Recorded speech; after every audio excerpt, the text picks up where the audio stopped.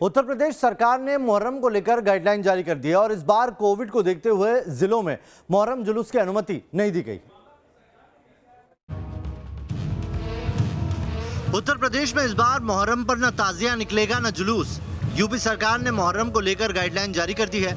इस बार कोविड को देखते हुए जिलों में मुहर्रम जुलूस की अनुमति नहीं दी गई है। डीजीपी ने इसे लेकर जिलों के पुलिस कप्तानों को निर्देश दे दिए हैं। डीजीपी ने पुलिस अधीक्षकों को धर्म गुरुओं से संवाद बनाने, सभी महत्वपूर्ण स्थलों की चेकिंग करने, बीट स्तर पर हालातों का परीक्षण कर व्यवस्था बनाने के निर्देश दिए हैं। हालांकि इस गाइडलाइन को लेकर विवाद शुरू हो गया है। मुहर्रम के सिलसिले में जो गाइडलाइन आई है वो इतनी आपत्तिजनक गाइडलाइन है कि आप पढ़ेंगे आपको खुद एहसास होगा।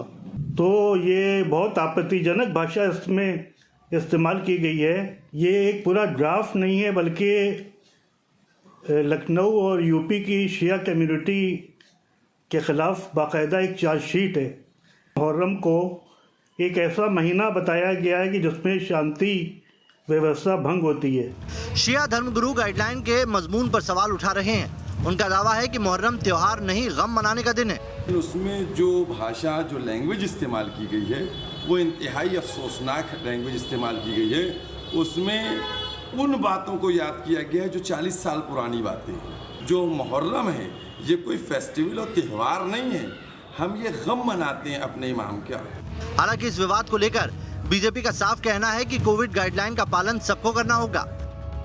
मुहर्रम को ध्यान में रखते हुए, सुरक्षा व्यवस्था को ध्यान में रखते हुए और कोविड प्रोटोकॉल को ध्यान में रखते हुए कुछ गाइडलाइंस जिला प्रशासन ने तय की हैं, उत्तर प्रदेश शासन ने तय की हैं, ताकि सभी लोग अपने कार्यक्रम शांतिपूर्वक ढंग से कोरोना प्रोटोकॉल का पालन करते हुए मना सकें। एक्सपर्ट देश में कोरोना की थर्ड वेव को लेकर आगाह कर रहे हैं। ऐसे में सावधानी जरूरी है। त्योहार के मौके पर गाइडलाइन का पालन कर कोरोना जैसी खतरनाक महामारी से बचा जा सकता है। Team news nation. इधर आज गृह मंत्री अमित शाह उत्तर प्रदेश दौरे पर पहुंचे और चुनावों के लिए बीजेपी की जीत की रणनीति तय की। अमित शाह और सीएम योगी का यूपी फतह का प्लान क्या है, देखें रिपोर्ट।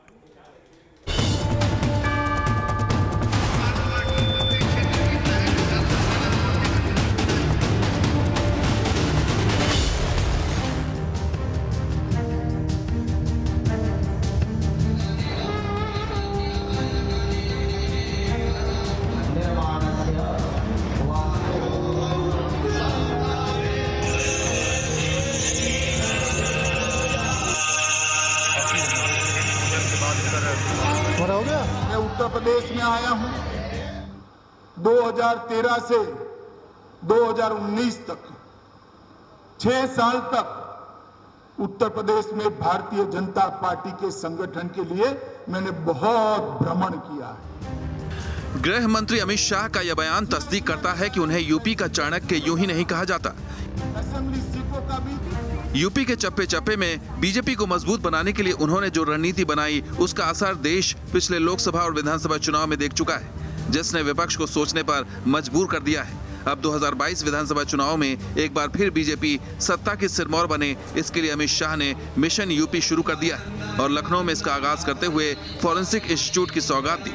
अमित शाह ने साफ कर दिया कि बीजेपी का एजेंडा विकास का है और यही बीजेपी की जीत का सबसे बड़ा हथियार है। उत्तर प्रदेश की जनता को जानता हूं, हमने जो 2017 में वादे किए थे सारे के सारे वादे पूरे कर उत्तर प्रदेश की जनता का आशीर्वाद मिलने के लिए। अमित शाह के इसी विकास मॉडल को यूपी में योगी सरकार जमीन पर उतार रही है और इसी के लिए सीएम योगी और अमित शाह मिर्जापुर में मां विंध्यवासिनी के दर पर पहुंचे। अमित शाह और सीएम योगी ने मंदिर में दर्शन किए और पूजा अर्चना की, जिसके बाद इस इलाके के विकास में अहम माने जा रहे प्रोजेक्ट विंध्याचल कॉरिडोर का शिलान्यास किया। यूपी में योगी सरकार जिन धार्मिक स्थलों का विकास कर 2022 में जीत का मिशन तैयार कर रही है, उसके तहत अयोध्या में राम मंदिर, वाराणसी में काशी विश्वनाथ कॉरिडोर, मिर्जापुर में विंध्याचल कॉरिडोर, चित्रकूट में राम वन गमन पथ और प्रयागराज में कुंभ क्षेत्र का विकास किया जा रहा है। 2017 के पहले उत्तर प्रदेश की स्थिति क्या थी? उत्तर प्रदेश दंगों का प्रदेश माना जाता था। उत्तर प्रदेश में कानून की व्यवस्था बदहाल थी। विगत 4 सवा 4 वर्ष के दौरान जो परिवर्तन देखने को मिला है इसके पीछे प्रेरणा माननीय गृह मंत्री जी की है। खास बात यह भी है कि जिन धार्मिक स्थलों का विकास किया जा रहा है वो पूर्वांचल और अवध का हिस्सा है। इन दोनों इलाकों में विधानसभा की 264 सीटें आती हैं और 2017 में बीजेपी ने दोनों इलाकों में 196 सीटों पर कब्जा किया था और बम्पर जीत हासिल की थी। बीजेपी इस बार यहां धार्मिक स्थलों का विकास कर अपनी जीत को मजबूत कर रही है।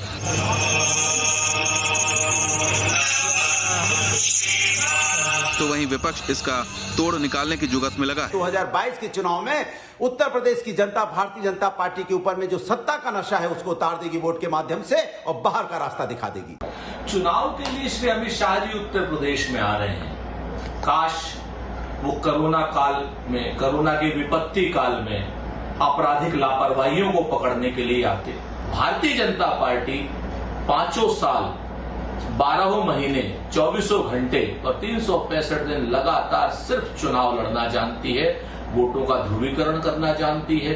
ये न तो सरकार चलाना जानती है और न ही जनता के हितों की कोई बात करना जानती है। साफ है कि विपक्ष के पास भी अमित शाह की इस रणनीति का कोई जवाब नहीं सूझ रहा है, क्योंकि धर्म और कर्म का जो कॉम्बिनेशन प्लान अमित शाह और सीएम योगी ने किया है उसने एक बार फिर 2022 में बीजेपी की सत्ता में काबिज रहने की रणनीति तैयार कर ली है, जो विपक्ष के लिए चुनाव में बड़ी चुनौती है। Team news nation.